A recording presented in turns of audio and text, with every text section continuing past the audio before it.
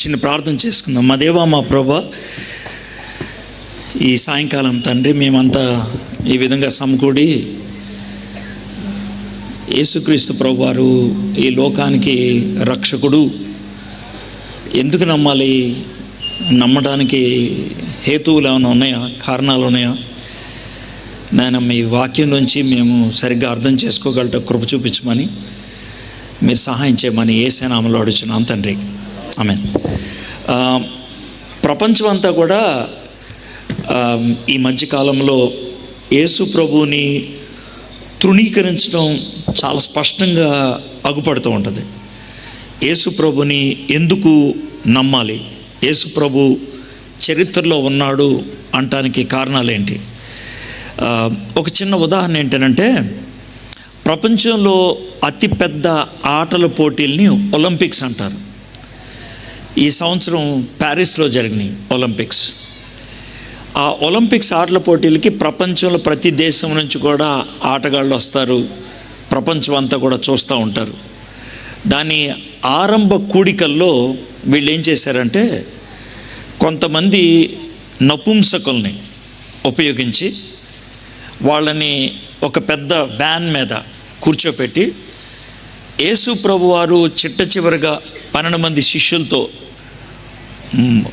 చివరి రాత్రి భోజనం చేశారు కదా, దాన్ని వాళ్ళతో చేయించి ఆ తర్వాత వాళ్ళు అసభ్యంగా ఒకళ్ళనొకళ్ళు ముద్దులు పెట్టుకోవటం, ఇదంతా చూపించారు. సుమారు ఆ సన్నివేశాన్ని 200 కోట్ల మంది చూశారు. ఎందుకు అట్లా చేశారు అని అంటే, పొరపాటు అయిపోయింది, క్షమించండి అని అన్నారు. ఈ ఒక్క చిన్న సన్నివేశంతో ఎందుకు ఈ ప్రపంచం యేసు ప్రభుని తృణీకరిస్తుందో అర్థం కాని ప్రశ్నగా మిగిలిపోద్ది. కానీ ప్రతి ఒక్కళ్ళు తృణీకరిస్తున్నారు. కాబట్టి ఇలాంటి పరిస్థితుల్లో యేసు ప్రభు అసలు చరిత్రలో ఉన్నాడా, ఆయన పుట్టుక గురించి బైబిల్ ఏదైతే చెప్తుందో అది నమ్మదగిందా, ఈ విషయాలు మనకి ఏ విధంగా ఉపయోగపడతాయి, ఈ ప్రశ్నలన్నీ మనకు ఉంటాయి కదా. వాటికి ఈరోజు ఓ చిన్న వాక్య భాగంలోంచి మనం తెలుసుకోవడానికి ప్రయత్నం చేద్దాం. సర్వసాధారణంగా మనుషులకు వచ్చేటువంటి ప్రతి ప్రశ్న కూడా నేను లేవనెత్తి దానికి మీకు జవాబు చెప్పడానికి ప్రయత్నం చేస్తాను. యేసు ప్రభు వారి గురించి చెప్పకముందు మీకు ఇంకొక ఆయన గురించి చెప్పాలి. అలెగ్జాండర్, ఎప్పుడైనా పేరున్నారా? చాలా గొప్ప చక్రవర్తి. అలెగ్జాండర్ అనే చక్రవర్తి యేసుక్రీస్తుకి 323 సంవత్సరాల ముందు ఉండేవాడు. అలెగ్జాండర్ గారు గొప్ప చక్రవర్తి, గ్రీకు చక్రవర్తి, గ్రీకు వీరుడు. ఆయనకు ఉన్నటువంటి పేరు అది. ఆయన చెప్పినటువంటి మాటలు ఇవన్నీ కూడా చాలామంది చెప్పుకుంటూ ఉంటారు. అయితే జాగ్రత్త వినండి. అలెగ్జాండర్ గారు చనిపోయిన 420 సంవత్సరాల వరకు ఆయన గురించి ఒక్క మాట కూడా ఎవరు రాయలేదు. 420 సంవత్సరాల వరకు ఎవరు రాయలేదు. కేవలం కథలుగా చెప్పుకునే వాళ్ళంతే, ఎవరు రాయలేదు. అంటే చారిత్రకమైనటువంటి ఆధారం లేదు 420 సంవత్సరాల వరకు. 420 సంవత్సరాల తర్వాత ఏరియన్ అనేటువంటి ఒక ఆయన రాశాడు. కానీ ఇప్పుడు అలెగ్జాండర్ గురించి మిమ్మల్ని ఎవరిని అడిగామనుకోండి ఏమాత్రం అనుమానించరు. అయితే యేసు ప్రభు గురించి, యేసు ప్రభు వారు 29 క్రీస్తు శకంలో చనిపోయాడు. 40 సంవత్సరాల లోపల, ఆయన చనిపోయిన 40 సంవత్సరాల లోపల 50 పుస్తకాలు రాశారు ఆయన మీద. 50. అలెగ్జాండర్ గురించి 420 సంవత్సరాల దాకా ఎవరు ఏం రాయలేదు. కానీ యేసు ప్రభు గురించి 50 పుస్తకాలు రాశారు.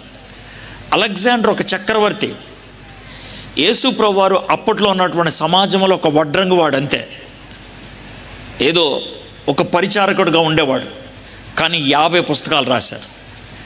అయినప్పుడు కూడా ఆయన గురించి ఇప్పటికీ ప్రశ్నలు లేవనెత్తూనే ఉంటారు. చాలామంది యేసు ప్రభు గురించి రాశారు, కానీ 4 మాత్రం యేసు ప్రభు వారి యొక్క చరిత్రను మనకిచ్చారు. ఆ 4 సువార్తికులు అంటారు: మత్తయి, మార్కు, లూకా, యోహాన్. అయితే వాళ్ళలో 3 యేసు ప్రభు చనిపోయిన 40 ఏళ్ల లోపల రాశారు: మత్తయి, మార్కు, లూకా. యోహాను మాత్రం కొంచెం ఆలస్యంగా రాశారు. ఈరోజు మనము యేసు ప్రభు యొక్క జన్మం గురించి ఇద్దరు రాశారు, మత్తయి, లూకా. నేను లూకా రాసినటువంటి భాగంలోంచి మీతో కొన్ని విషయాలు చెప్తాను. అప్పుడే ఏం తీయక్కర్లేదు, నేను చాలా చెప్తాను ఉపోద్ఘాతం. అయితే ఈ లూకా అనేటువంటి రాసినటువంటి ఈయన చరిత్ర కరెక్టా కాదా, ఇది మనకు వచ్చేటువంటి అనుమానం. అక్కడి నుంచి మొదలు పెడదాం. 1851 సంవత్సరంలో విలియం ర్యామ్సే, ఆయన పేరు విలియం ర్యామ్సే అని ఆయన పుట్టాడు స్కాట్లాండ్ దేశంలో. చాలా బాగా చదువుకున్నాడు ఆయన. 30 సంవత్సరాలు వచ్చే లోపల ఆయనకి 9 PhDలు ఉన్నాయి, 9 డాక్టరేట్స్, 3 ఫెలోస్ ఇచ్చారు. భారతదేశంలో అతి ఉన్నతమైన డిగ్రీ భారత రత్న, అతి గొప్ప బిరుదు. అదేవిధంగా ఇంగ్లాండ్లో అతి గొప్ప బిరుదు సర్ ఎస్, అది ఇచ్చారు ఆయనకి 1906 సంవత్సరం. ఆయన భూగర్భ శాస్త్రంలో పండితుడు. ఆయన మాటలు రాజుగారు కూడా వింటారు, అంత పేరున్నటువంటి వాడు.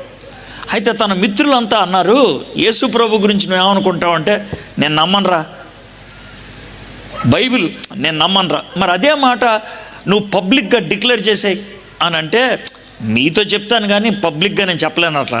ఎందుకను, నేను పండితుడిని, నేను అది చెప్పాలంటే కనుక నాకు సరైనటువంటి రుజువు ఉండాలి, మరి ఏదేదో చేసేయి అని అంటే, సరే చేస్తాను అని తనకు బైబిల్ ఇస్తే ఏదో సూచాయిగా అక్కడక్కడ చదవడం మొదలుపెట్టాడు. 2 పుస్తకాలు తను బాగా ఆకట్టుకున్నాయి. అంటే తన సబ్జెక్టివ్, తన యొక్క విషయానికి దగ్గరగా ఉండే ఆ 2 పుస్తకాలను ఒక ఆయనే రాశాడు, లూకా. ఏంటి ఆ పుస్తకాలు అంటే, లూకా సువార్త, అపోస్తల కార్యం. ఎందుకు ఈ 2 పుస్తకాలు నీకు నచ్చినాయి అంటే, ఆయన ఏమంటాడంటే, ఈ 2 పుస్తకాల్లో ఈయన ఎవరో మొత్తానికి 94 మంది మనుషుల పేర్లు రాశాడు, 54 ఊర్ల పేర్లు రాశాడు, 32 దేశాల పేర్లు రాశాడు, 9 దీవుల పేర్లు రాశాడు. నేను మనుషుల్ని ఇప్పుడు నేను రుజువు చేయలేను. 54 ఊర్లు, 32 దేశాలు, 9 దీవులు. దీవుల దగ్గరకు వచ్చేప్పటికి ఈ దీవికి ఎంత దూరం, ఈ దీవి ఏ దిశలో ఉంది రాసుకుంటూ వచ్చాడు. ఓ పని చేస్తాను, నేను వెళ్తాను, అవన్నీ ఒకసారి చూస్తాను. నేను అతను చెప్పినట్లు అక్కడ లేదనుకోండి చాలు, దాన్ని పట్టుకొని ఈ దీవి 10 కిలోమీటర్లు అన్నాడు, 10 లేదు 8 ఉంది, కాబట్టి ఇంత తేడాగాడు. ఈ దీవికి తూర్పు అన్నాడు, ఇది పడమర ఉంది, కాబట్టి ఇంత తేడాగాడు.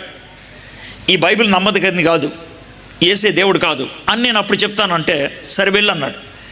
12 ఏళ్ళు పట్టింది ఆయన అన్నీ కూడా దర్శించడానికి. 12 ఏళ్ళ తర్వాత గ్రీసు దేశానికి వచ్చి సముద్ర తీరాన్ని కూర్చొని ఆయన సముద్రం వైపు చూస్తూ,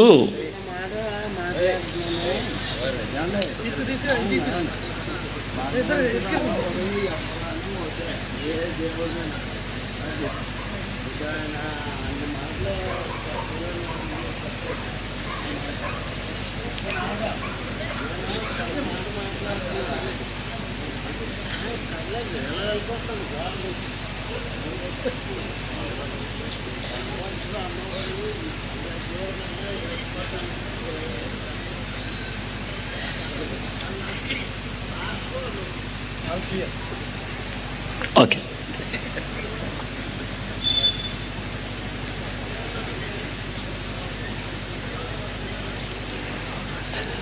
ఆయన ఈ గ్రీసు దేశపు సముద్ర తీరాన్న కూర్చొని సముద్రం వైపు చూస్తూ అన్నటువంటి మాట, ఈయనెవరో 1850 సంవత్సరాల క్రితం రాశాడు.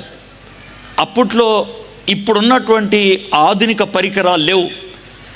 అయినప్పుడు కూడా నిశ్చితంగా అంటే ఏంటి, చాలా ఖచ్చితంగా రాయగలిగాడు.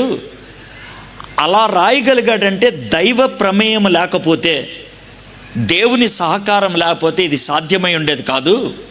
కాబట్టి ఈ బైబిల్ని నేను నమ్ముతాను అని యేసు ప్రభుని సొంత రక్షకుడిగా అంగీకరించాడు.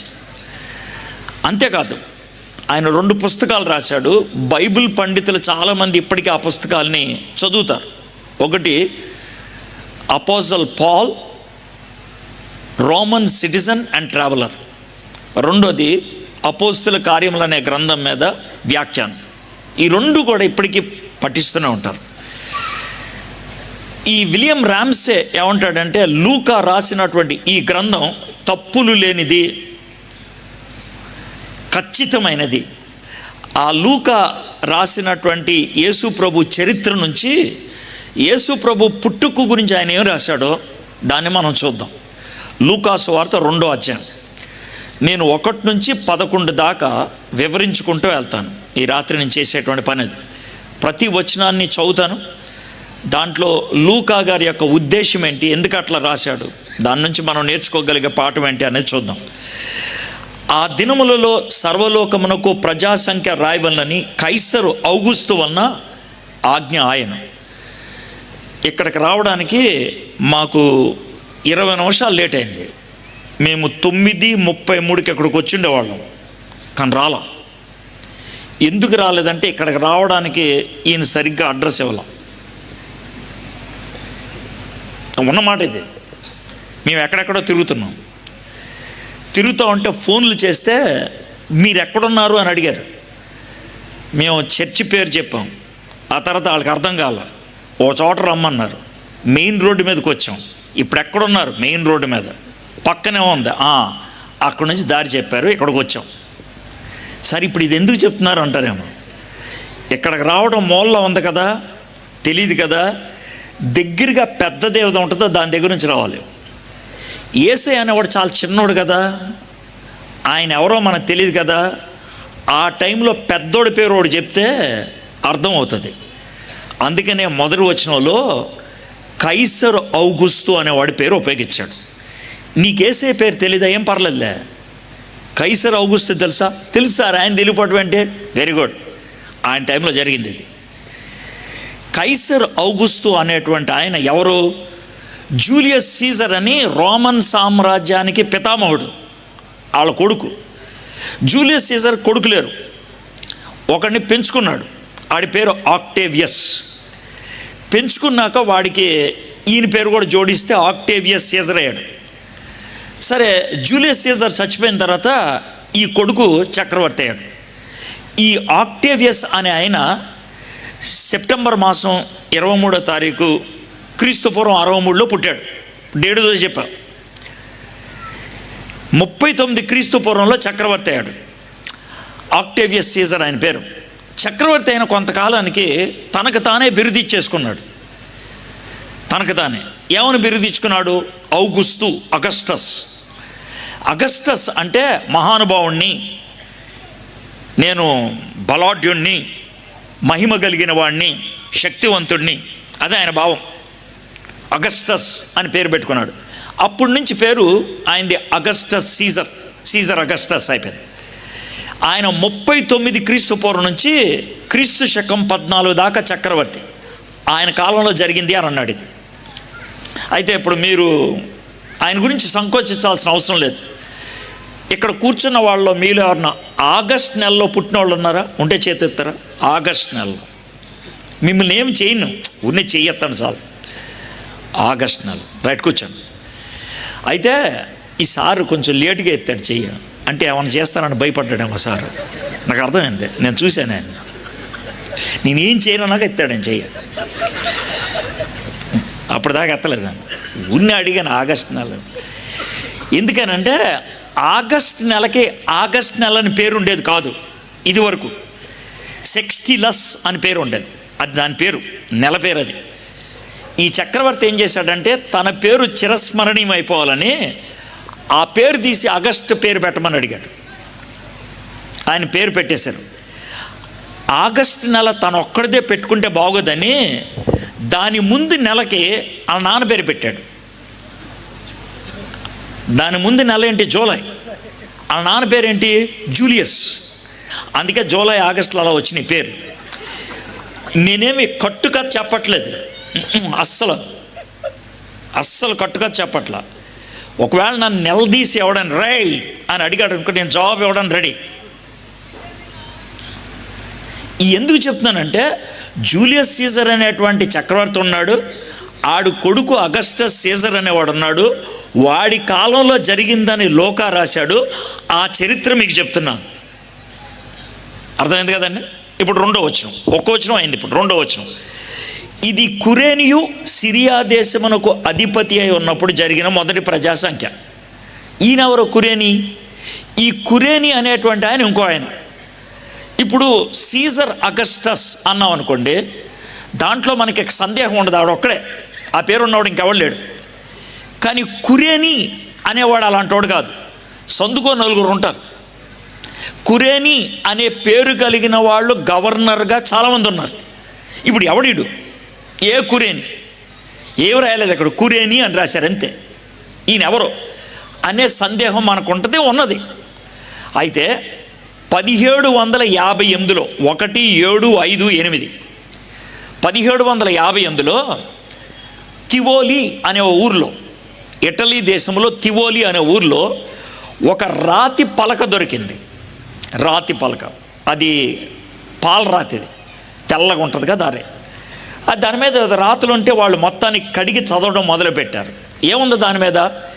పాబులస్ కురేనస్ అనే ఆయన సిరియా దేశానికి సిసిలీ అనేటువంటి ప్రాంతానికి గవర్నర్గా ఉన్నప్పుడు జనాభా లెక్కలు వేయమని తాకీదు ఇవ్వడం జరిగింది. ఆ రెండు రాష్ట్రాల యొక్క జనాభా 1,07,058 మంది అన్న రాయి మీద ఉంది. లూకా అదే విషయం ఒకటి రాస్తున్నాడు. ఇది ఎవరో కల్పించి చెప్పింది కాదు, తవ్వకాల్లో బయటపడింది. ఇక మూడో వచనం, అందరినూ ఆ సంఖ్యలో రాయబడుటకు తమ తమ పట్టణములకు వెళ్ళిరి. ప్రజాసంఖ్యలో పేరెక్కించుకోవడానికి ఊరెళ్ళాల్సినంత పని ఉందా అనే అనుమానం మనకుంటుంది. తప్పేం లేదు, మనకి ప్రజాసంఖ్యలో పేరెక్కిందా లేదా పెద్ద విషయం కాదు. కానీ ఏంటి విషయం? ఆధార్ కార్డు ఉందా, లేకపోతే ఏ పని అవ్వదు. మనకి ఆధార్ కార్డు ఎంత ప్రాముఖ్యమో, దేశం కానీ దేశం వెళ్ళినప్పుడు పాస్పోర్ట్ ఎంత ప్రాముఖ్యమో, అప్పట్లో జనాభా లెక్కల్లో వాళ్ళ పేరుందా లేదా అన్నది అంత ప్రాముఖ్యం. కాబట్టి జనాభా లెక్కలకు అంత ప్రాధాన్యత ఇచ్చేవాళ్ళు. కాబట్టి ఏ ఊర్లో పుట్టారో అక్కడికి వెళ్ళి జనాభా లెక్కల్లో నమోదు చేయించుకొని వచ్చేయాలి. క్రీస్తు శకం 104లో గయస్ అనేటువంటి గవర్నర్ గారు జనాభా లెక్కల కోసం పలానా నెల నుంచి పలానా నెల దాకా ప్రతి ఒక్కళ్ళు తమ సొంత గ్రామంలో ఉండటానికి తిరిగి వెళ్ళాలి అని ఆదేశం ఇచ్చిన తాకీదు దొరికింది. దాంతో ప్రజలకు అర్థమైంది, ఓహో అలాగే ఎళ్ళకి వెళ్ళమని చెప్తారన్నమాట అనేసి. 3 వచనాలు మనం చరిత్రను చూసాం. ఎప్పుడు జరిగింది? సీజర్ అగస్టస్ అంటే 39 నుంచి 14 మధ్యలో. కురేని ఈయన ఎప్పటి నుంచి ఎప్పటిదాకా ఉన్నాడు? క్రీస్తు పూర్వం 14 నుంచి క్రీస్తు శకం 6 ఈ మధ్యలో. అప్పుడు జనాభా లెక్కలు ఏమన్నారు, అప్పుడు జరిగింది. ఇక మనం నెమ్మదిగా వెళ్దాం. 4-5 వచనాలు కలిసి ఉంటుంది, దీంట్లో మనం ఎక్కువ విషయాలు తెలుసుకుంటాం. యోసేపు దావీదు వంశంలోను గోత్రంలోనూ పుట్టినవాడు గనక తనకు భారీగా ప్రదానం చేయబడి గర్భవతి అయి ఉండిన మరియతో కూడా ఆ సంఖ్యలో రాయబడుటకు గలిలేలోని నజరేతు నుండి యోదయాలోని బెత్లెహేము అనబడిన దావీదు ఊరికి వెళ్ళాను. ఈ 2 వచనాలు చదువుతున్నప్పుడు మనకు కొన్ని ప్రశ్నలు వస్తాయి, దాన్ని తీసుకోవాలి. మీలో కొంతమందికి రాలేదని అంటే మీరు ఆలోచించకుండా చదివేస్తున్నారని అర్థం. ఏంటండి ప్రశ్న అంటారేమో, మళ్ళీ చదువుతాను, మీకు వచ్చిందో చూడండి. యోసేపు దావీదు వంశములోను గోత్రంలోనూ పుట్టినవాడు గనక, ఆయన ఎవరో రాశారు, ఆయన గోత్రం ఏంటో రాశారు, ఆయన వంశం ఏంటో రాశాడు. ఇక నెక్స్ట్ చూడండి, తనకు భార్యగా ప్రదానము చేయబడి, తనకు భార్యగా ప్రదానం చేయబడి. కరెక్టేనంటారు అది? కరెక్టేనా అది? ఎందుకు కరెక్ట్ కాదు? అంటే ప్రధానానికి పెళ్ళం అవ్వదు, పెళ్ళి అయిన తర్వాత అవుతుంది. కానీ ఇక్కడ రాసేశారు భార్య అనేసి, తేడా. మనం అది పట్టుకోవాలి. పెళ్ళైన తర్వాత భార్య అయ్యేది, ఇంకా పెళ్ళి అవలా, ప్రధానమైంది కానీ ఏమని రాశారు కాబట్టి తేడా. మనం అడగాల, ఎందుకలా రాశారు అలా, బైబిల్ తేడా అడగాల, అడిగి దాన్ని తెలుసుకోవాలి. మనం గుడ్డిగా వెళ్ళిపోతే ఎట్లాగా? నెక్స్ట్ ఇంకో మాట కూడా ఉంది, భార్యగా ప్రదానం చేయబడి గర్భవతి అయి ఉండిన. ఇది మరీ ఘోరం. ఇది మరీ ఘోరం. పెళ్ళి అవ్వలేదు భార్య అన్నారు, పెళ్ళి అవ్వలేదు గర్భవతి అన్నారు. ఇది ఎట్లా సార్? ఇది ఎందుకు ఇట్లాగా? ఇది మనం ప్రశ్న అడిగితే ఆ ప్రశ్నకు అన్వేషణ చేస్తే వచ్చే జవాబు ఏంటో తెలుసుకుంటే అది ఉపయోగపడతలేదు తర్వాత తెలుసుకోవచ్చు. ఇప్పుడు మనం ఆలోచించేది ఏంటంటే, మన ఈశాన్య ప్రాంతంలో పెళ్ళికి 3 ఉంటాయి. ఏంటి సార్ 3? మొదటిది నిశ్చితార్థం, రెండోది ప్రధానం, మూడోది వివాహం. నిశ్చితార్థం అనేది పెళ్ళిడు వచ్చినారు చేస్తారు. 18-21 ఏళ్ళు ఆడపిల్లకు దాటిన తర్వాత నిశ్చితార్థం పెళ్ళికి కొన్ని గంటల ముందు చేస్తారు. అమ్మాయిని తీసుకెళ్ళి ఇదిగో పెళ్లి కార్యక్రమానికి ఇస్తున్నామని. ఆ తర్వాత ప్రధానం, ఆ తర్వాత వివాహం జరుగుతుంది. ఇది మనకు జరిగే పద్ధతి. కానీ యోధ సంస్కృతిలో ఈ 3 ఉంటాయి: నిశ్చితార్థం, ప్రధానం, వివాహం. కానీ మన టైంలో ఉండవు. అవి ఎలా ఉంటాయండి? యూదులకి నిశ్చితార్థం అనేది 6-7 సంవత్సరాల లోపలైపోద్ది. ఏంటి అని అనొద్దు, మరి ఏం చేస్తాం, వాళ్ళకి అలా అవుద్ది. 7 సంవత్సరాల లోపల నిశ్చితార్థం అయిపోద్ది. మరి రెండోది ప్రధానం. అది ఎప్పుడవుద్ది? ఆడపిల్ల పుష్పవతి అయిన తర్వాత కనీసం సంవత్సరం అవుతారు. కనీసం 1, 2, 3 ఏళ్ళు అవుతారు. కాబట్టి సర్వసాధారణంగా ఆడపిల్లలు 12-13 ఏళ్ళకి వాళ్ళు మెచ్యూర్ అయితే, పుష్పవతి అయితే 14-15 ఆ వయసు నుంచి పెళ్లి చేయడానికి అర్హులవుతారు. అయితే మగపిల్లోడికి ఏం చేస్తారంటే, అతను హై స్కూల్లోకి వెళ్ళేది 12వ ఏట, 5 ఏళ్ళు చేస్తాడు. అంటే 17వ ఏట తర్వాత మగపిల్లోడికి పెళ్లి చేస్తారు. ఇది పద్ధతి. కాబట్టి మరియా యోసేపులు బహుశా మరియమ్మ అతి ఎక్కువలో ఎక్కువ 16 ఏళ్ళు అయి ఉండాలి ఇది జరిగినప్పుడు. యోసేపు అతి ఎక్కువలో ఎక్కువ 20 ఏళ్ళు అయి ఉండాలి. మీకు అర్థమైంది కదండి? దీంతో మీ యొక్క ఆలోచనలు మారిపోవాలి. వీళ్ళు హై స్కూల్ పిల్ల, ఇంటర్మీడియట్ కుర్రోడు, అది పరిస్థితి. వాళ్ళిద్దరికీ జరిగింది ఇది. ఆ వయసులో జరిగిన వాళ్ళు. మీరు నవ్వుకోవచ్చు ఒక పద్ధతిగా. కొంచెం బుర్రున్న వాళ్ళైతే 16 ఏళ్ళ అమ్మాయి అంత పెద్ద బరువును మోయటానికి ఇష్టపడిందంటే ఎంత గొప్ప విశ్వాసై ఉండాలి అని ఆలోచించే వాళ్ళు ఉంటారు. 20 ఏళ్ళ అబ్బాయి ఎంత తిట్టుకున్నా, ప్రజలు హేళన చేసినా మరీతో నేనుంటాను అని 150 కిలోమీటర్లు నడుచుకుంటూ వెళ్ళిపోయాడు ఆవిడని తీసుకొని. ఆ విధంగా ఆలోచించే వాళ్ళు కూడా ఉంటారు. అందుకనే వయసు గురించి చెప్పాను. ప్రధానం అప్పుడు యూదులు ఏం చేస్తారంటే, అమ్మాయిని ఎదురుబద్దు నుంచో పెట్టి, అమ్మ ఈ రోజు నుంచి మీ ఇద్దరు భార్యాభర్తలు అయితే 1 సంవత్సరం దాకా మీరు భార్యాభర్తలు అయినప్పటికీ 1 సంవత్సరం దాకా శారీరకంగా కలవకూడదు, ఇంటర్ కోర్స్, సెక్స్ చేయకూడదు. మీ ఇద్దరు చనువుగా దగ్గరగా ఉన్నట్లు ఇద్దరు సాక్ష్యం ఇస్తే, మీ ఇద్దరు చనువుగా దగ్గరగా ఉన్నట్లు ఇద్దరు సాక్ష్యం ఇస్తే మిమ్మల్ని ఊరు బయటికి తీసుకెళ్ళి చచ్చేదాకా రాళ్లతో కొట్టి చంపుతాం. ఇది వాళ్ళ శిక్ష. లేవీకాండంలో ఉన్న లెక్క ప్రకారం చచ్చేదాకా రాళ్ళు వేసి కొడతారు. ఇప్పుడు మరియకి యోసేపుకి ప్రధానమైంది సంవత్సరపు కాలపు టెస్టింగ్ పీరియడ్. అది వాళ్ళ యొక్క నియంత్రించుకునే శక్తిని, వాళ్ళ యొక్క పవిత్రతను వాళ్ళు పరీక్షించడానికి ఇచ్చేటువంటి ఆ సంవత్సర కాలంలో పొరపాటున కనుక వీళ్ళిద్దరూ దగ్గరైతే కనుక రాళ్ళతో కూడా చంపుతారు. ఆ వయసులో జరిగిన విషయం. కాబట్టి వాళ్ళిద్దరూ యోధా సంస్కృతి ప్రకారం భార్యాభర్తలే, కానీ శారీరకంగా కలవకూడదు. కలిస్తే ఏం చేస్తారు? రాళ్ళతో కూడా చంపుతారు. అలాంటి టైంలో గాబ్రియల్ దూత మరియమ్మ గారు పని చేసుకుంటుంటే వచ్చాడు. వచ్చి అమ్మ మరియమ్మ అని అన్నాడు. టెన్షన్ పడింది.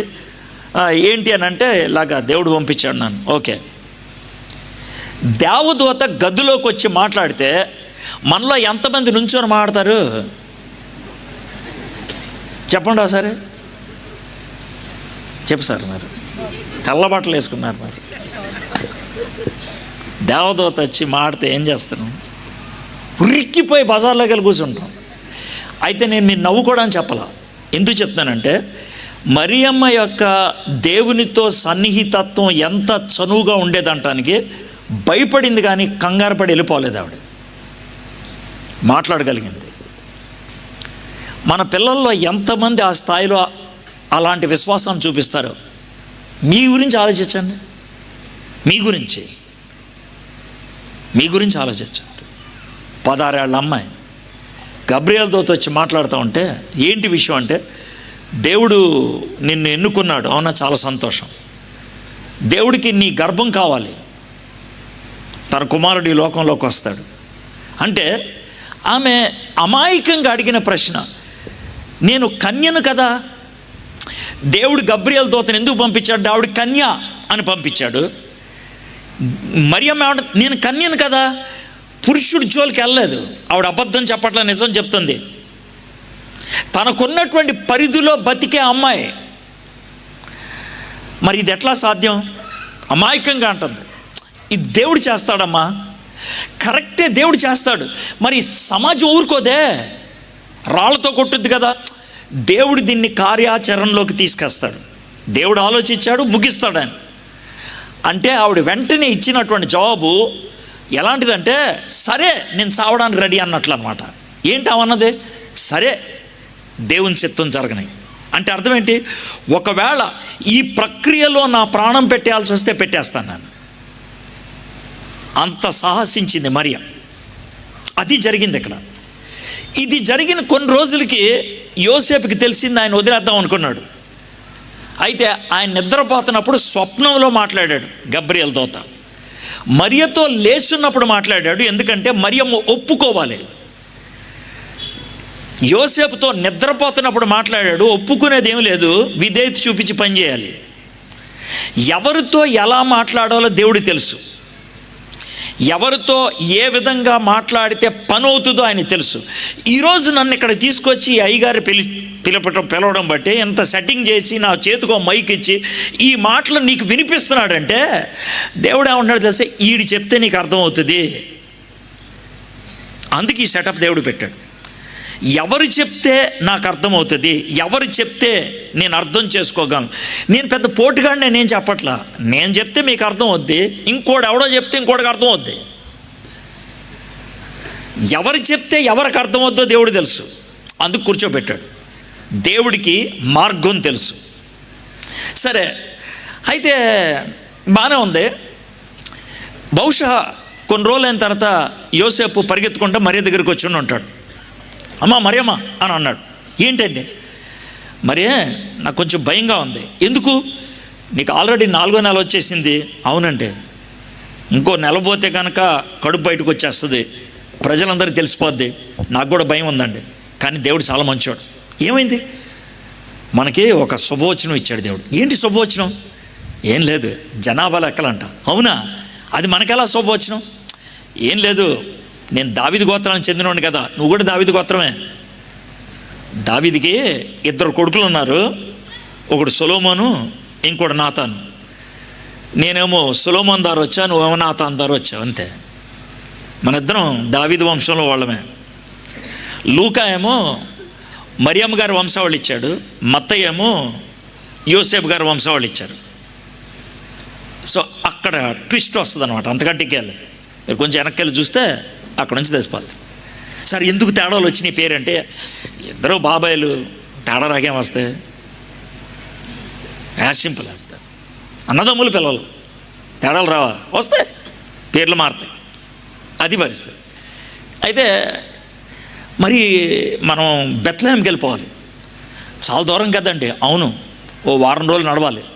కష్టం వద్దు, ఏం పర్లేదు, నేను ఒక గాడిదని అది తీసుకొస్తా, దాని మీద వెళ్ళిపోతాం అని వాళ్ళు ప్రయాణం అవడానికి ఇష్టపడ్డారు. అయితే చూడండి, వీళ్ళు ఎక్కడుంటే ఈ ఊరోళ్ళు గొడవ పెట్టి ఉండేవాళ్ళేమో, కానీ దేవుడు ఎంత చక్కగా అంత దూరం తీసుకెళ్ళిపోయాడంటే, ఎంత దూరం?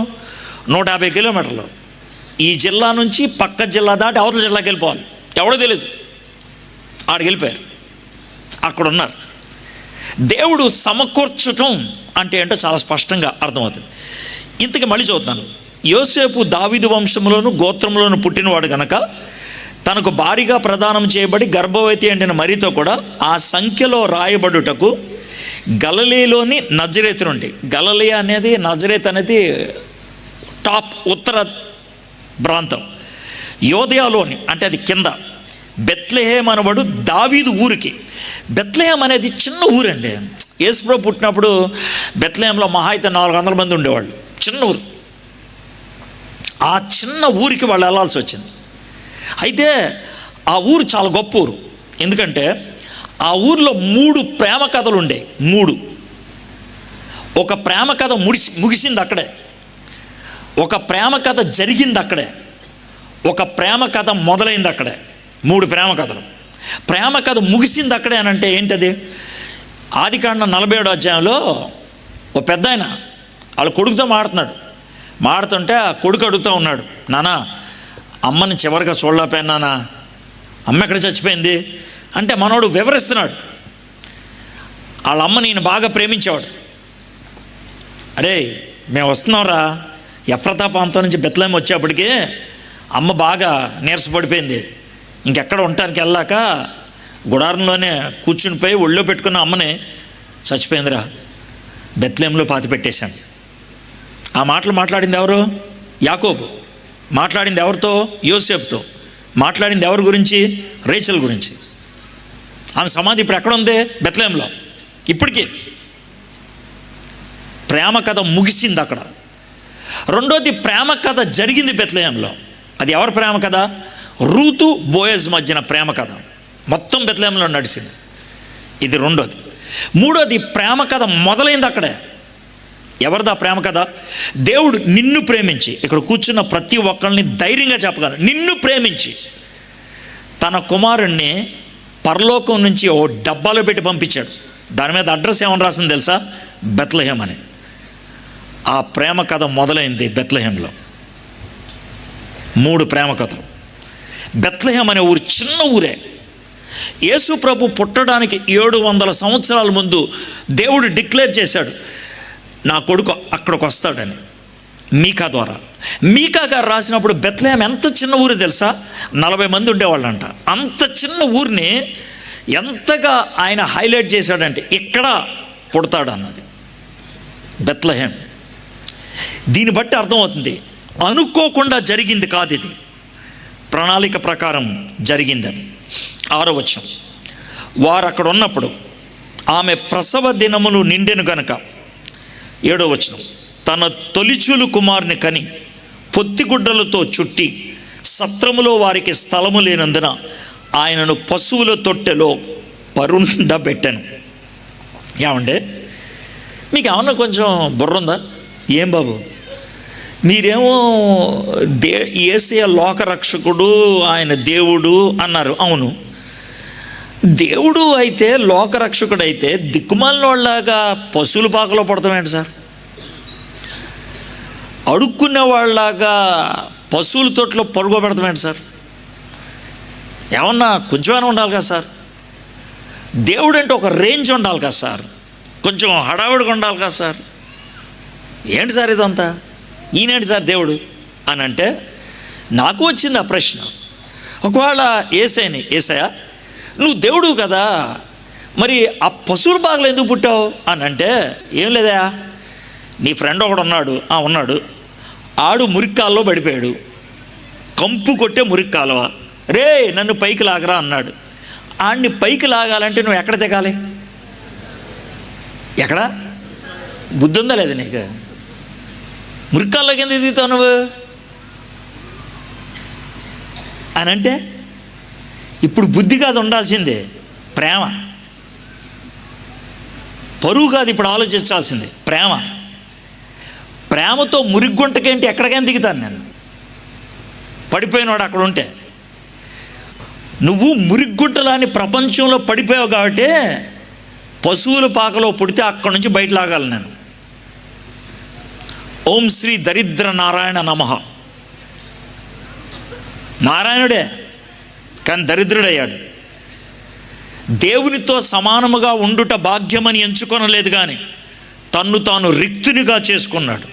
దరిద్రుడయ్యాడు, దరిద్రుడు దాసుడయ్యాడు. దరిద్రుడు అంటే ఎవరో తెలుసా మీకు? ప్రపంచంలో 3 రకాలైన మనుషులు ఉంటారు: ధన్యులు, దీనులు, దరిద్రులు. ధన్యులు అంటే అన్నీ ఉండి అనుభవించేవాళ్ళు, అంటే వర్షం వస్తున్నప్పుడు గొడుగేసుకొని వెళ్ళేవాళ్ళు. దీనులు అంటే ఎవరు తెలుసా? ఏమి లేనివాళ్ళు, వర్షంలో తడుచుకుంటూ వెళ్ళిపోయేవాళ్ళు. దరిద్రులు అంటే ఎవరు తెలుసా? వర్షం వస్తున్నప్పుడు సంఖలో గొడుగు పెట్టుకొని తడుచుకుంటూ వెళ్ళిపోయేవాడు. మీకు అర్థమైంది? ఇప్పుడు ఆడి దరిద్రుడు ఎందుకంటే ఉండి వాడుకోవటం లేదని. అరే దరిద్రుడా అని తిడతారు చూసారు మా ఇంట్లో. ఎందుకు తిడతారు తెలుసా? అరే వాడుకోవటం చేత కదరా దరిద్రుడా అని తిడతారు కదా. దరిద్రుడు అంటే ఉండి వాడుకోకుండేవాడు. యేసయ్య, జాగ్రత్త వినండి, మీరు నవ్వుకున్నారు, బాగుంది. యేసయ్య దరిద్రుడు అయ్యాడంటే సర్వశక్తులు ఆయనకు ఉన్నాయి, కానీ వాడుకోలేదు ఆయన. ఒకసారి పేతురు చెవు నరికేశాడు ఒకటిది. పేతురు కత్తిలో అనబడేసే, నేను ఇప్పుడు తండ్రిని వేడుకుంటే ఆయన 6,000 దేవదూతలను పంపిస్తాడు. 6,000. ఒక్క దేవదూత ఒకసారి 1,85,000 మందిని చంపేశాడు. 6,000 మంది దేవదూతలు వస్తే 6,000 ఇంటూ 1,85,000 ఎవడన్నా ఉంటాడా ప్రపంచంలో? ఎవడుండడు. కానీ నేను తండ్రిని అడగట్లా. ఎందుకో తెలుసా? నేను వచ్చింది నా గొప్పతనం చూపించడానికి కాదు, రక్షించటానికి. అందుకని పశువుల పాకలో పుట్టాడు. క్లారిటీ వచ్చిందా ఎందుకు పుట్టాడు అనే దానికి? అయితే ఆయన పశువుల పాకలో పుట్టి అలా వదిలేలా, నేను సర్వోన్నతుణ్ణి, సర్వశక్తిమంతుణ్ణి, సర్వలోకానికి అధిపతిని అంటానికి ఆయన ఇంకోటి కూడా చేశాడు. ఆయన పశువుల పాకలో పుట్టి మనందరికీ అందుబాటులోకి వచ్చాడు. నేను మహానుభావుడిని అంటానికి ఆకాశంలో ఒక తారను పెట్టుకున్నాడు. తార ఆయన యొక్క గొప్పతనాన్ని సూచిస్తే, ఆయన ఐశ్వర్యాన్ని సూచిస్తే, ఆయన అంతస్తుని సూచిస్తే, ఆయన హోదాను సూచిస్తే, ఆయన పశువుల పాకలో పుట్టడం నీకు దగ్గర అవడానికి ఆయన ప్రయత్నం సూచిస్తుంది. ఆకాశంలో ఒక తార వచ్చింది అనే విషయం మత్తయి రాశాడు. తారకి సంబంధించినటువంటి శాస్త్రం ఖగోళ శాస్త్రం. ఖగోళ శాస్త్రం ఏం చెప్పుద్దంటే, ఒకవేళ తార ఎప్పుడైనా ఒకటి ఉంటే దాని కక్ష ఏంటో మనం ఎప్పటికైనా తెలుసుకోగలుగుతాం. మరి బెత్లెహేంలో ఒక తార వచ్చింది అని అన్నారు పుట్టినప్పుడు. మరి ఆ తార ఏంటి? క్రీస్తు శకం 1607లో జోహానస్ కెప్లర్ అనే ఖగోళ శాస్త్రవేత్త ఆ తార ఏంటో తెలుసుకోవాలని 3 సంవత్సరాలు ఆయన పరిశోధనలు చేసి 3 సంవత్సరాల తర్వాత ఆయన నివేదిక ఇచ్చాడు. మార్స్, జూపిటర్, యురేనస్ ఈ 3 గ్రహాలు తిరుగుతున్నాయి వాటి కక్షలో. కానీ ఒక 5 నెలల్లో ఈ 3 కూడా ఒక దాని వెనకాల ఒకటి ఉన్నాయి. ఎంతగా కలిసిపోయంటే ఒకదాని వెనకాల ఒకటి. ఇక్కడ నుంచి చూస్తే ఒకటే కనబడుతుంది, కానీ చాలా వెలుగుతో కనబడుతుంది. కాబట్టి ఈ తూర్పు దేశం అంటే ఇరాన్, ఇరాక్ దేశాలు ఉంటాయి కదా, అక్కడ పారసీకులు అనేవాళ్ళు ఉండేవాళ్ళు. వాళ్ళు నక్షత్రాలను బాగా చూసేవాళ్ళు, స్టార్ గేజర్స్ అంటారు. వాళ్ళ మతం నక్షత్రాలను బట్టి ఉంటుంది. ఆ మతం పేరు జొరాస్ట్రియనిజం. ఆ మతం సరే నాకు అర్థం తెలియట్లేదని నేనేం చేయలేదు, ఆ పేరు అది. అర్థమైందా? ఆ జొరాస్ట్రియన్ మతానికి చెందినటువంటి వాళ్ళకి ఒక గ్రంథం ఉండేది. మనకు బైబిల్ ఎలాగో వాళ్ళకు ఒక గ్రంథం. ఆ గ్రంథం పేరు జంద్ అవస్థ. గ్రంథం పేరు జంద్ అవస్థ. జంద్ అవస్థ అనేది గుర్తుపెట్టుకోవాలంటే తలనొప్పి వచ్చినప్పుడు జండు బాము రాసుకుంటారు కదా. జంద్ అవస్థ పుస్తకాన్ని నమ్మేవాడు తయారు చేశాడు దాన్ని. అందుకే దానికి జండు బామ్ అని పేరు పెట్టాడు. నేను ఎటకారంగా చెప్పట్లేదు, నిజమే. అందుకని దానికి జండు బామ్ అని పేరు పెట్టాడు. మీకు గుర్తుండదని చెప్తున్నాను. ఆ పుస్తకంలో 5వ అధ్యాయంలో రాజులకు రాజు పుట్టినప్పుడు ఆకాశంలో ఒక తార వస్తుందని ఉంది. ఆ తారను పట్టుకొని హేరోదు దగ్గరకు వచ్చి లేఖనాలు తీపిచ్చి యేసు ప్రభుని దర్శించారని మత్తయి సువార్తలో మనం చూస్తాం. యేసు ప్రభు యొక్క పుట్టుకి చరిత్ర చూసాం. యేసు ప్రభు యొక్క పుట్టుకి కాలము ఎలా ఉంటుందో చూసాం. యేసు ప్రభు పుట్టడానికి దేవుని యొక్క ప్రమేయం ఏంటో చూసాం. కన్య అయినటువంటి మరియకు పుట్టడం. సార్, కన్యకి ఎందుకు పుట్టాలి? ఎందుకంటే అది వినటానికి బాగలేదు, కానీ పుట్టాలి అలాగా. ఎందుకు అలా పుట్టాలంటే, మనందరికీ ఈ లోకంలో తండ్రి ఉన్నాడు. అంటే ఒక తండ్రి అంటే ఒకటే కానీ మనకో తండ్రి ఉన్నాడు, నీకో తండ్రి ఉన్నాడు, ఎవరి కాళ్ళు తండ్రి ఉన్నాడు. ఆ తండ్రి నుంచి మనకి పాపము వచ్చింది. మనందరికీ జన్మ పాపం ఉంది, మనం పాపులం. ఆయన వచ్చింది పాపుల్ని రక్షించడానికి. ఆయనకు కూడా పాపం ఉంటే ఎలాగవుతుంది? అవదు. ఆయన పాపము లేనివాడై ఉండాలి. ఆయన పాపము లేనివాడిగా ఉండటానికి కన్యక ద్వారా ఈ లోకంలోకి రావాల్సిన అవసరం ఉంది. వచ్చాడు, అందుకని అది అవసరత. కాబట్టి ఎందుకు పుట్టాడు అలాగా? అది అవసరం, అందుకే అది సాధ్యమైంది. ఒక స్త్రీ ద్వారా పుడతాడు అని ఏదెను తోటలో ఆదాము అవ్వల పాపం చేసినప్పుడే చెప్పాడు దేవుడు, ఆదికాండం 3వ అధ్యాయం. అది నెరవేరింది. ఇప్పుడు 318 ప్రవచనాలు ఉన్న యేసయ్య గురించి, ఒక్కొక్కటి నెరవేరుకుంటూ వస్తుంది. ఇప్పుడు 8వ వచనం చూద్దాం. ఆ దేశంలో కొందరు గొర్రెల కాపర్లు పొలములో ఉండి రాత్రి వేళ తమ మందను కాచుకుని చుండగా ప్రభుదూత వారి యొద్దకు వచ్చి నిలిచెను. ప్రభు మహిమ వారి చుట్టూ ప్రకాశించినందున వారు మిక్కిలి భయపడరి. అయితే ఆ దూత భయపడకుండా, ఇదిగో ప్రజలందరికీ కలగబో మహా సంతోషకరమైన సువర్తమానం నేను మీకు తెలియజేస్తున్నాను. యేసు ప్రభు పుట్టినప్పుడు మొట్టమొదటిగా సమాచారం ఎవరికి వెళ్ళిందంటే గొర్రెల కాపర్లకు వెళ్ళింది. యోధా సంస్కృతిలో గొర్రెల కాపర్లకి కోర్టులోకి వచ్చి సాక్ష్యం చెప్పగలిగే స్తోమత లేదు, వాళ్ళని ఒప్పుకునేవాళ్ళు కాదు, వాళ్ళకి ఆ హోదా లేదు. కానీ మొట్టమొదట ఎవరికి చెప్పారంటే వాళ్ళకి చెప్పారు. ఎందుకని? మీరెళ్ళి చెప్పండి రా నేను పుట్టానని. అయ్యా మేము చెప్పే మాటలు నమ్మరు, మీరెళ్ళి చెప్పండి. వాళ్ళని మొట్టమొదట సాక్షులుగా వాడటానికి దేవుడు ఇష్టపడ్డాడు. గొర్రెల కాపర్లు వెళ్ళి యేసుప్రభుని దర్శించి బయటకు వచ్చేటప్పుడు ఆ పశువుల పాకలోంచి ఇళ్ళకి వెళ్ళేప్పుడు గంతులు వేసుకుంటూ పాటలు పాడుకుంటూ రక్షకుడు పుట్టాడురా, మనకు రక్షకుడు పుట్టాడురా అంటే చుట్టూ ఉన్నవాళ్ళు ఎవర్రా, ఎక్కడ్రా అంటే వాళ్ళు వివరించారు. ఆ వివరణ బట్టి ప్రజలంతా వెళ్ళారు. ఆ విధంగా వాళ్ళు పాడుకుంటూ వెళ్ళేదాన్నే ఇప్పుడు సంఘాలలో క్యారల్స్ అని పాడుతూ ఉంటారు. అక్కడ నుంచి వచ్చింది అది. ఎందుకు సార్ క్రిస్మస్ టైంలో రాత్రులు వెళ్ళి పాడతారంటే వాళ్ళు రాత్రులు వెళ్ళేప్పుడు పాడారు కాబట్టి. కానీ వాళ్ళు పాడినట్లు మనం పాడం. అదేంటి సార్ అంటారు. వాళ్ళు పాడింది తెలియని వాళ్ళ దగ్గరికి వెళ్ళి, మనం తెలిసిన వాళ్ళ దగ్గరికి వెళ్ళి పాడతాం. మనం ఎంత పెంచడం ఆలోచించండి. వాళ్ళు తెలియని వాళ్ళ దగ్గరికి వెళ్ళి యేసయ్య పుట్టాడరా అని పాడారు. వాళ్ళు పాట విని వెళ్ళారు. మనం యేసయ్య స్టార్ ఎవరింట్లో ఉంటుందో ఈ క్రిస్మస్ ట్రీ అని తలుపు కొట్టి యేసయ్య వరకు కోసం మాకు తెలుసు, నా ఇంట్లో కూడా. అంటే మీకు అర్థమవుతుందా అది ఎంత పిచ్చదనం? డబ్బులు వేస్టు, రాత్రిపూట నిద్ర వేస్టు, ఇరుపక్కల వాళ్ళకి తలకాయ నొప్పి. ఇవన్నీ ఎందుకనంటే మనం బుద్ధి తక్కువ పనిచేసాం కాబట్టి.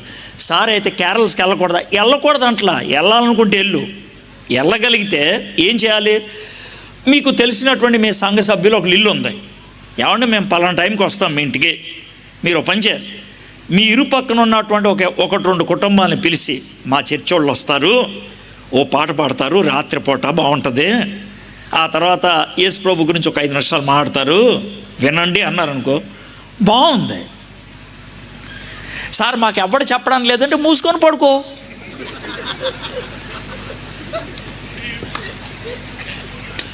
ఎవరు వెళ్ళమన్నారు కదా? అంటే ఎక్కడి నుంచి వచ్చింది అసలు ఏంటి, మనం ఎందుకు తప్పు చేస్తున్నాం అని అని చెప్తాను. అయితే నాకు ఇంకో విషయం అర్థమైంది. ఈ గొర్రెల కాపర్లు విలువ లేనటువంటి వాడు, కానీ వాళ్ళు మొదటి సాక్షులు అయిపోయారు. దాని నుంచి ఇక్కడ కూర్చున్నటువంటి ప్రతి ఒక్కరికి ఒక చిన్న మాట చెప్పగలిగేది ఏంటంటే, నేను చాలా కాలం క్రితం జరిగిన విషయం. బహుశా మీలో కొంతమంది సినిమా పాటలు బాగా తెలిసిన వాళ్ళు టైం కూడా చెప్పగలుగుతారు. సంవత్సరం నాకైతే గుర్తులేదు, కానీ చాలా సంవత్సరాలు, ఒక 30 ఏళ్ళు అయిన ఉంటుంది. నేను ఆటోలో వెళ్తూ ఉన్నాను, సర్వీస్ ఆటో వెళ్తూ ఉంటే ఆడో పాట పెట్టాడు. సర్వీస్ ఆటో కాబట్టి నాతో పాటు 2-3 ఉంటారు కాబట్టి పాట ఆపేయమంటే కనుక వాళ్ళు నన్ను తిడతారు. సైలెంట్ కూర్చున్నా, నాకు ఇష్టం ఉన్నా లేకపోయినా వింటున్నా. నా పక్కన కూర్చున్నవాడు మళ్ళీ పెట్టండి సార్ ఆ పాట అన్నాడు, మళ్ళీ పెట్టండి సార్ అన్నాడు. 3 సార్లు విన్నా. చిరాగా అనిపించింది. కానీ ఆ పాట వింటా ఉన్నప్పుడు మూడోసారి ఒక మాట, అప్పటికి 3 సార్లు విన్నాను కాబట్టి నా చెవులో పడింది. ఆ ఒక్క మాట వినిపిస్తా, అది ఈ వచనాలకు బాగా సెట్ అవుద్ది అనిపించింది. ఆ మాట ఏంటంటే, పీచు మిఠాయి ₹1/2 నువ్వు కొరికిస్తే ₹1,00,00,000.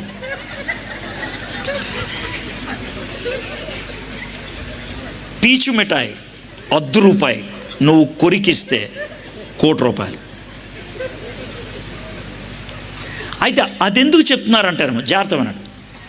పీచు మిఠాయికి విలువ లేదు, ₹1/2. కానీ ప్రియుడు దాన్ని నాకితే దానికి విలువ ఎవరు ఇంకా కట్టలేరు, చాలా విలువైంది అయిపోద్ది. గొర్రెల కాపర్లు సమాజంలో విలువ లేని వాళ్ళు.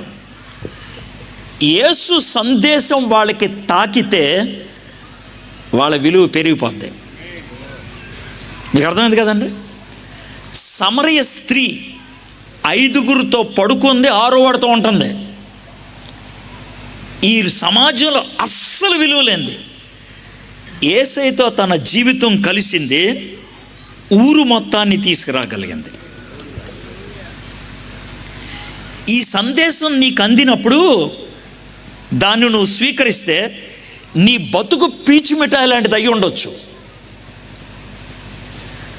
కానీ ఈరోజు ఆ సందేశం నీ జీవితాన్ని మార్చుద్ది. It changes.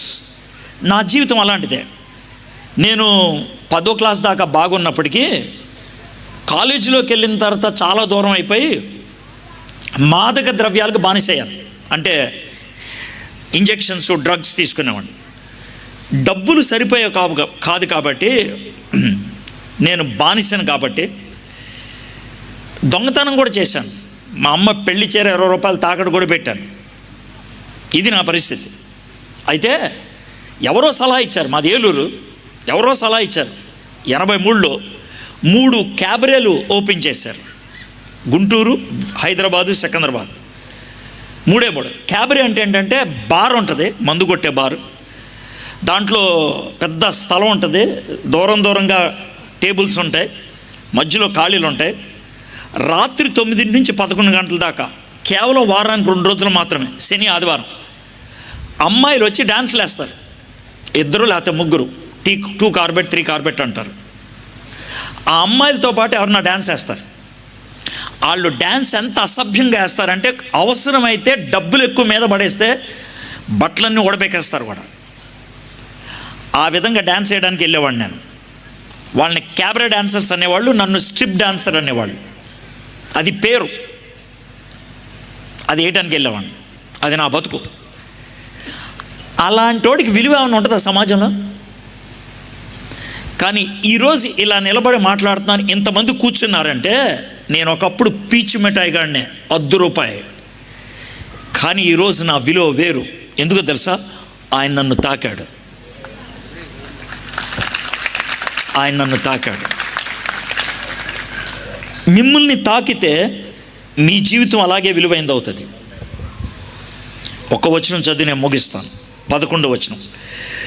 దావీదు పట్టణమందు నేడు రక్షకుడు మీ కొరకు పుట్టి ఉన్నాడు, ఈయన ప్రభు అయిన క్రీస్తు. అయిపోయింది పుట్టుక. పుట్టినోడు ఎవడైనప్పటికి కూడా ఆయన గురించి 3 విషయాలు చెప్పారు 11వ వచనంలో. పుట్టిన ఆయన ఎవరైనప్పటికి కూడా ఆయన గురించి 3 విషయాలు చెప్పారు. 1, ఆయన రక్షకుడు, ఉందా లేదు అక్కడ. 2, ఆయన ప్రభు, ఉందా లేదు అక్కడ. ఆయన క్రీస్తు, ఉందా లేదు అక్కడ. 3 విషయాలు చెప్పారు. ఆయన రక్షకుడు, ప్రభువు, క్రీస్తు. రక్షకుడు, నేను మాదక ద్రవ్యాలకి బానిస, నా జీవిత ఆశయాలకు కోరికలకు బానిస, నా జీవితం నాశనం అయిపోయింది. నాశనం అవుద్ది కాదు, అయిపోయింది. ఇక నాకు కావాల్సింది ఒకటే, ఆ ఊబిలోంచి బయటికి లాగగలిగేటువంటి రక్షకుడు. అది యేసయ్య చేశాడు నా జీవితంలో. 1984 సంవత్సరం నవంబర్ 3వ తారీఖున ఆత్మహత్య చేసుకుందాం అనుకునేటువంటి ప్రయత్నంలో రైలు బండి కింద తలకాయ పెట్టి నా మిత్రుడు నన్ను ఆపి, ఆ రోజు నాకు యేసయ్యను పరిచయం చేశాడు. ఆ రాత్రి నేను యేసయ్యను నా సొంత రక్షకుడిగా అంగీకరించాను. నేను నా పాపాన్ని ఒప్పుకున్నాను. ఆయన్ని నా విమోచకుడిగా నేను అంగీకరించాను. యేసయ్య, నువ్వు నా కోసమే ఈ లోకంలోకి వచ్చావు. నా పాపాన్ని నీ మీద వేసుకున్నావు. నా బదులుగా నువ్వు చనిపోయావు. నేను ఒప్పుకున్నాను. ఆయన నా జీవితాన్ని మార్చాడు. రక్షకుడు. ఆయన ఏ విధంగా రక్షించాడు అని అంటే ఒక చిన్న సన్నివేశం చెప్తాను, మీకు అర్థమవుతుంది. ఒకసారి ఒక దొంగోడు పరిగెత్తుకుంటూ వస్తున్నాడంట. ఇది చార్ల్స్ స్పర్జన్ అనేటువంటి ఆయన చెప్తాడు. పరిగెత్తుకుంటూ వచ్చాడంట. వస్తే చర్చి దగ్గర పాస్టర్ గారు ఉన్నారంట. చర్చి తలుపులు వేసేసి వస్తా ఉన్నాడు. పాస్టర్ గారు ఒకసారి చర్చి తలుపులు వేయాలా, నేను లోనికి వెళ్ళాలంట. అంటే ప్రార్థనకు వచ్చాడేమని తీశాడంట. లోనికి వెళ్తా ఉంటే వెళ్ళాడు. ఈయన చర్చి తలుపులు వేసాడంట. పాస్టర్ గారు లోన్ ఉన్నారు. ఆయన ఉన్నాడు. పాస్టర్ గారు ఎందుకు తలుపులు వేసామంటే, సార్ భయం వేస్తుంది సార్, పోలీసులు వస్తున్నారు అన్నాడు. ఎందుకు వస్తున్నారు పోలీసులు అంటే, మనోడు అప్పుడు లైట్లు వేస్తే ఇదంతా రక్తం ఉంది బట్టల మీద. నేను ఒక అతన్ని హత్య చేశాను, అందుకే నన్ను వెంబడిస్తున్నారు అన్నాడు. ఇక మనోడు అక్కడికి వెళ్ళి, ప్రభువా నాకు సహాయం చేయి అని పాస్టర్ గారు నాకు సహాయం చేయండి సార్, పోలీసులు వస్తున్నారు, నేను ఏం చేయాలో అర్థం కావట్లేదు సార్, భయం వేస్తుంది సార్. ఈలోగా పోలీసులు వచ్చేసారు. పాస్టర్ గారు చూశాడంట. చూసి నీ షర్ట్ తీసే అన్నాడంట. తీసాడు. ఈయన కూడా షర్ట్ తీసాడు. ఈ షర్ట్ వేసుకో అన్నాడంట. వేసుకున్నాడు. ఆయన షర్ట్ తీసి వేసుకున్నాడు. పోలీసులు వచ్చి ఇక్కడికి ఎవరన్నా వచ్చారా అని అంటే పాస్టర్ గారు తలుపు తీసి నుంచున్నాడంట. ఇంకా వాళ్ళు ఏం అడగక్కర్లా. చీకట్లో పరిగెట్టుకుంటుంటే చూశారు, మొహం తెలియదు వాడికి. ఇక్కడంతా రక్తం ఉంది పాస్టర్ గారు వేసుకున్న షర్ట్ మీద. పట్టుకొని వెళ్ళిపోయారు. ఆ తర్వాత ఏమైందో తర్వాత విషయం. కానీ ఇతను మాత్రం తప్పించబడ్డాడు, రక్షించబడ్డాడు. యేసయ్య నా మురికి బట్టలు వేసుకొని ఆయన నీతి వస్త్రాన్ని నాకు ఇచ్చాడు.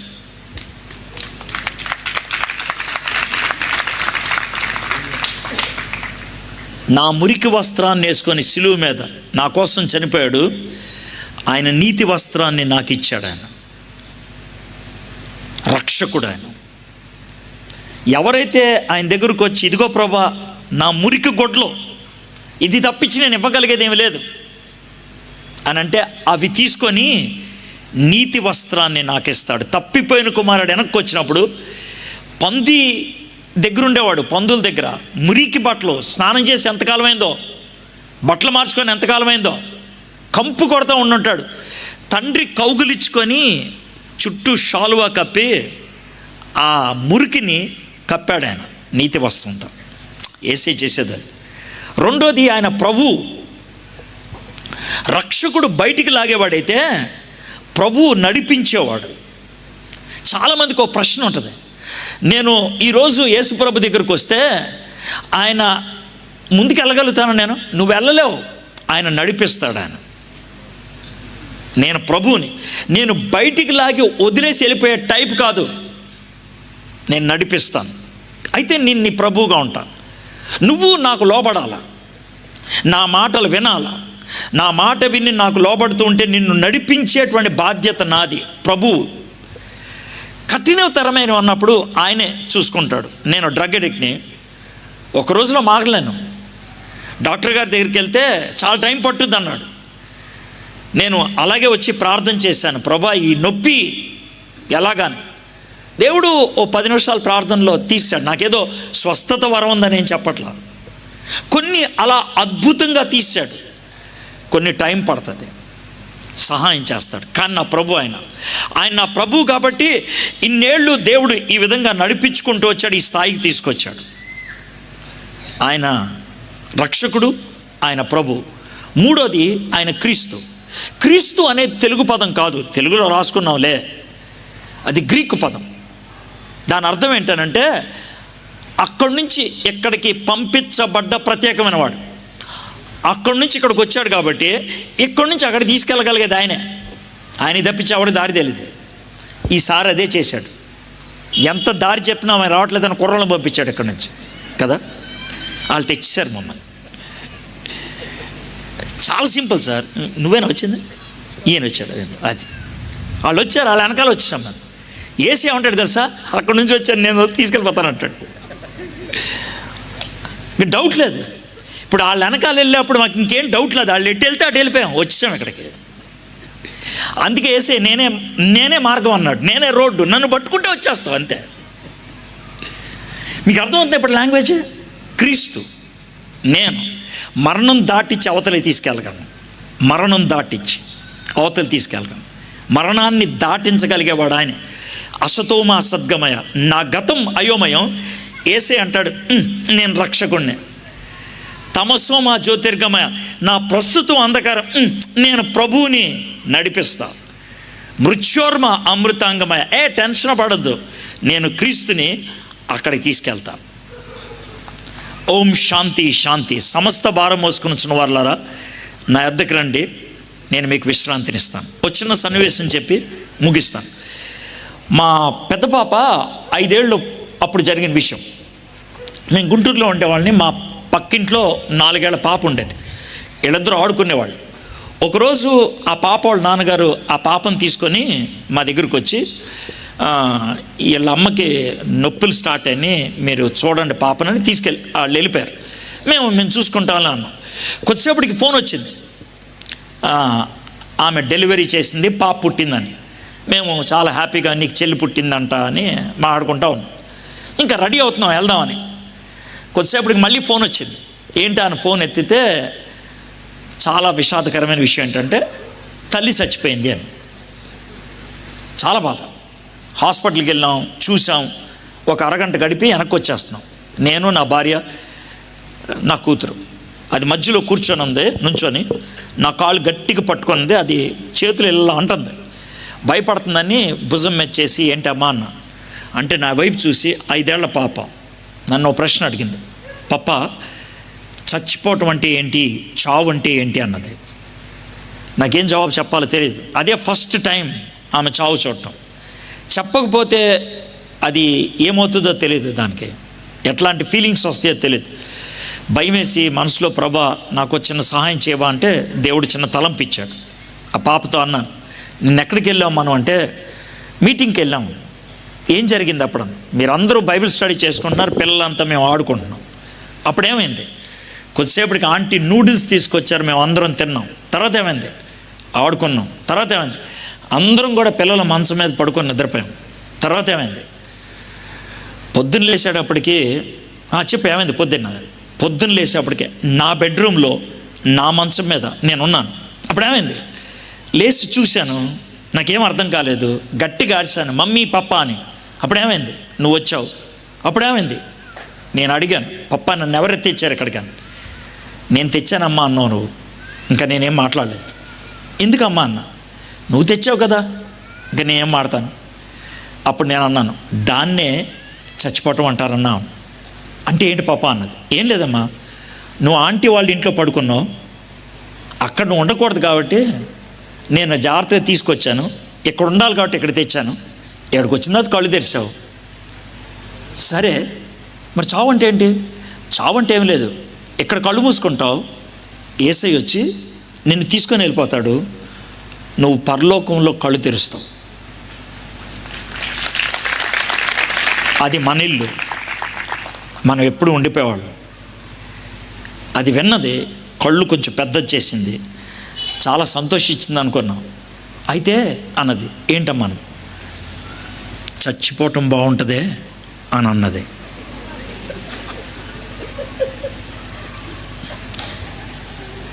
అది బాధతో కాదు అన్నది ఆ మాట, నిరాశతో కాదు ఆ మాట అన్నది, ఆశతో. దేవుడి దగ్గర ఎప్పుడు ఉండిపోతే బాగుంటుంది కదా. ఎందుకని ఈ మాట చెప్పానంటే, మానవుడికి ఉన్నటువంటి భయాల్లో అతిపెద్ద భయం మరణ భయం. దేవదూత గొర్రెల కాపర్ల దగ్గరికి వెళ్ళి భయపడొద్దు అన్నాడు కదా, అది ఉత్తుత్తినే అనలా.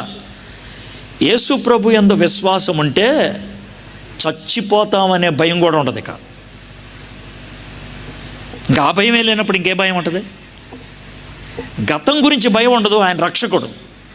నా బ్రతుకు ఎలా గడుస్తుందో భయం ఉండదు, ఆయన ప్రభు.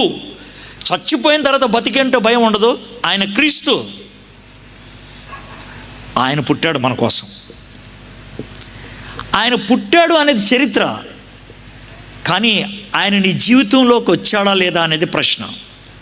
సార్ నా జీవితంలోకి వస్తాడా? ఎందురాడు? పశువుల పాకలో గేదెలు పేడేసేటువంటి ప్రాంతంలో, ఉచ్చలు పోసే ప్రాంతంలో ఏసే పుట్టడానికి ఇష్టపడితే నీ జీవితంలోకి ఎందుకు రాడాయన? వస్తాడాయన. అనుమతిస్తే, ఆహ్వానిస్తే, అంగీకరిస్తే వస్తాడు. అది నిజమైన క్రిస్మస్.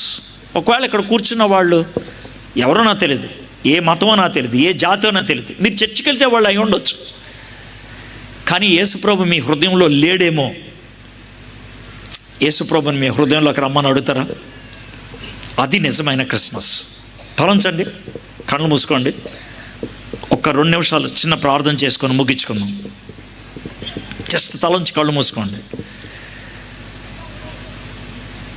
పాపము లేకుండా పుట్టాడు, పాపము చేయకుండా జీవించాడు. నీ పాపాన్ని తన మీద వేసుకొని నీ పాపానికి శిక్షగా తాను చనిపోవడానికి ఇష్టపడ్డాడు. ఈరోజు ఆయన అడుగుతున్నటువంటిది ఒకటే, నువ్వు చేసిన పాపానికి చచ్చిపోవాల్సిన అవసరం లేదు. ఎందుకని? నేను చచ్చిపోయాను కాబట్టి. ఇప్పుడేం చేయమంటావు యేసయ్యా? ఏం లేదు, నేను ఇచ్చే షర్ట్ నువ్వు వేసుకో చాలు, నీ షర్ట్ నాకు ఇచ్చే. నీ పాపాన్ని నా దగ్గర ఒప్పేసుకో, నేను నా నీతిని నీ మీద కప్పుతాను. నేను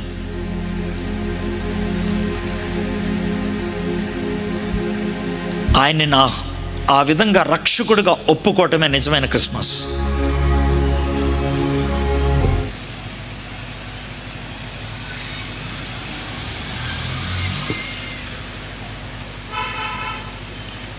ఈ రాత్రి ఆ యేసయ్యతో, యేసయ్యా ఈయన చెప్పేది నిజమైతే నువ్వు నాకున్నటువంటి ఈ భారాన్నంతటిని తొలగించగలిగేవాడు అయితే రా ప్రభా, నా హృదయంలోకి రా, నన్ను క్షమించు ప్రభా, నా జీవితాన్ని మార్చు. ఈ విధంగా మీలో ఎవరన్నా ప్రార్థన చేయడానికి ఇష్టపడితే ఆయన ఏమాత్రం ఆలస్యం చేయకుండా, ఏమాత్రం సంకోచించకుండా నీ హృదయంలోకి వస్తాడు. నువ్వు అడుగు, నాకు రుజువు ఇవ్వు ప్రభా, నాకు అర్థమయ్యేటట్లు చేయ ప్రభా. ఖచ్చితంగా చేస్తాడు.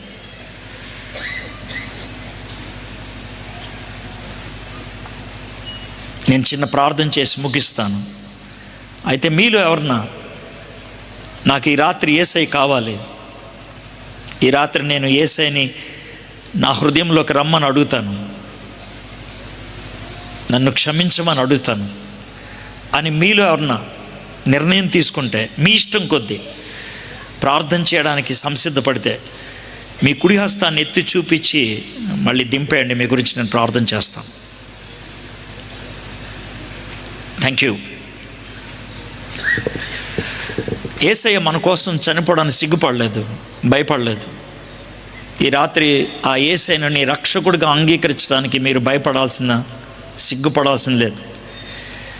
ఈ రాత్రి ఎవరైతే చేతులు ఎత్తారో ఏమాత్రం కంగారు పడకుండా ఉన్న చోటను ఒక్కసారి లేచి నిలబడి తలంచి కళ్ళు మూసుకుంటే చిన్న ప్రార్థన చేసి ముగిస్తాను. నేను ఒకసారి అడుగుతాను, బలవంతం చేయను. ఎవరైతే లేచి నిలబడ్డారో మీ కుడి హస్తాన్ని మీ హృదయం మీద పెట్టుకోండి. చిన్న ప్రార్థన చెప్తాను, మీకు ఇష్టమైతే మనస్ఫూర్తిగా ఈ ప్రార్థన నా వెంట చెప్పండి. మీకు ఇష్టమైతే, యేసయ్యా ఈ సాయంత్రం ఈ లోకములోకి మీరెందుకు వచ్చారో, ఎలా వచ్చారో, ఎప్పుడు వచ్చారో వివరంగా మాకు అందించావు. నువ్వు నన్ను ప్రేమించి నా పాపం నుంచి విడుదల కలిగించడానికి, నా శిక్షను శిలువ మీద భరించటానికి వచ్చావని నమ్ముతున్నాను. యేసయ్యా నన్ను క్షమించు, నా హృదయంలోకి రా, నిత్య జీవాన్ని నాకు అనుగ్రహించు, నీ బిడ్డగా జీవించటానికి సహాయం చేయి. ఆమెన్. కూర్చోండి. మా దేవా, మా ప్రభువా, ఈ సాయంత్రం ఈ క్రిస్మస్ సందర్భంగా నువ్వు ఎందుకు వచ్చావు, ఎప్పుడు వచ్చావు, ఎలా వచ్చావు, నువ్వు మా కోసం ఏం చేయదలుచుకున్నావు, నీ నుంచి మాకు వచ్చేదేంటి తెలుసుకోవడానికి మీరు మాకు ఇచ్చిన సమయానికే మీకు వందనాలు. ఎంతమంది అయితే ప్రభా లేచి నిలబడి ప్రార్థన చేశారు, ప్రతి ఒక్కరిని బట్టి మీ సన్నిధిలో స్తుతులు చెల్లిస్తున్నాం. ఈ రాత్రి వాళ్ళకి నిశ్చయతను కలిగించండి. కొంతమంది కాస్త సంకోచిస్తున్నారు, వాళ్ళతో కూడా మీరు మాట్లాడండి. వాక్యము విన్నటువంటి వీళ్ళలో ఏ ఒక్కరూ నీ నుంచి దూరం కాకున్నట్లు కృప చూపించండి. మీకే వందనాలు చెల్లిస్తున్నాం. ప్రేమరాజ్ గారిని, ఆయన సంఘాన్ని, ఆయన పరిచర్ను దీవించండి. యేసు నామములో ప్రార్థన చేయుచున్నాం తండ్రి, ఆమేన్.